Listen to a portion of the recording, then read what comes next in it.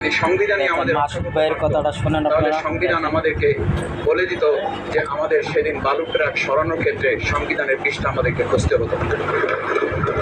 সংবিধান যদি আমাদেরকে রক্ষা করতে পারত তাহলে ৭২-এর সংবিধানের আলোকে আজকে আমাদের এখানে থাকার কথা না।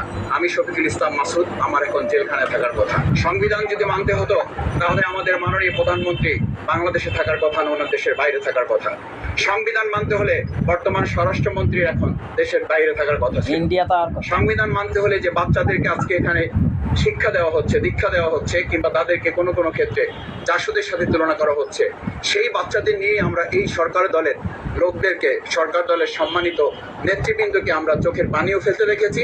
আবার কাউকে কাউকে কথা বলতেও শুনেছি যে এই সমস্ত বাচ্চাদের, আমরা তাদের শিক্ষার্থীদের আন্দোলনের সাথে আমাদের কোনো সম্পর্ক ছিল না। আমরা খুব লজ্জিত হই মাননীয় স্পিকার, আমাদের এই বর্তমান সময় বাংলাদেশের এই বর্তমান প্রেক্ষাপটটা নতুন করে এখন যে গণভোটের যে আজকে ন্যায্যতা অন্যায্যতা, সাংবিধানিক পৃষ্ঠা, লাইন, অক্ষর, তারিখম আমাদেরকে শেখানোর চেষ্টা করা হচ্ছে।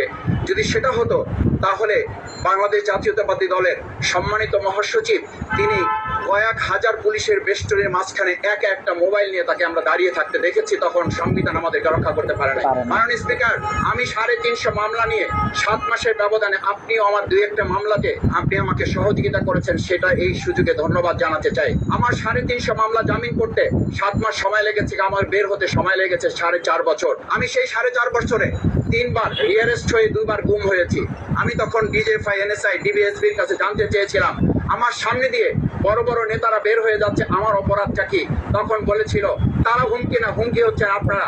আমাদেরকে যখন শেখ হাসিনার শেষ সরকার নিষিদ্ধ করেছিল, এই জামাত শিবির হচ্ছে সবচেয়ে বড় সমস্যা, তাদেরকে নিষিদ্ধ করলে এই আন্দোলন থেমে যাবে। আজ একটা কথা পরিষ্কার বলতে চাই, এই গণবিপ্লব নিয়ে আমাদের মাথা ব্যথার মূল কারণ হচ্ছে এখানেই শেখ হাসিনা আমাদেরকে যথার্থ টার্গেটটা করেছিল। সেই টার্গেটের মূল লক্ষ্য ছিলাম আমরা। আমাদেরকে বলা হয়েছিল একটা গুলি করলে একটা সরে বাকিগুলো লড়ে না, সেই লড়ে না লোকগুলো ছিলাম আমরা মাননীয় স্পিকার, যার কারণে আমাদেরকে তারা ভয় পায়। আমরা এখন বর্তমান সময় ভিডিও দেখতে পাই যে শেখ হাসিনা বাইরে থেকে বলেছিল আমরা এই দলকে ভোট দিতে বললাম, আর সেই দল আমাদের সাথে আবার বিশ্বাসঘাতকতা করেছে। আমরা সেই শেখ হাসিনার বক্তব্য শোনার পর আমরা কাউকে আজকে এখানে বলতে শুনে নাই শেখ হাসিনার ওই বক্তব্য সঠিক নয়।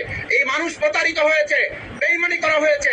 আবার যদি গণভোট, জুলাই সনদ দিয়ে এই জাতির সাথে প্রতারণা করা হয় তাহলে মূল্য দিতে হবে, শুধু নয় আবার আমাদেরকে 17 বছরের সেই জেল জুলুম, নিপীড়ন, গুম খুনের জায়গায় আমাদেরকে ফিরে যেতে হবে। পরিষ্কার বক্তব্য, গণভোটের প্রতি সমর্থন না জানিয়ে জুলাই সনদকে যদি আজকে ইগনোর করা হয় তাহলে আমাদেরকে কিন্তু আবার সেই গুম খুনের আয়না ঘরের দিকে আমাদেরকে ধাবিত করা হবে।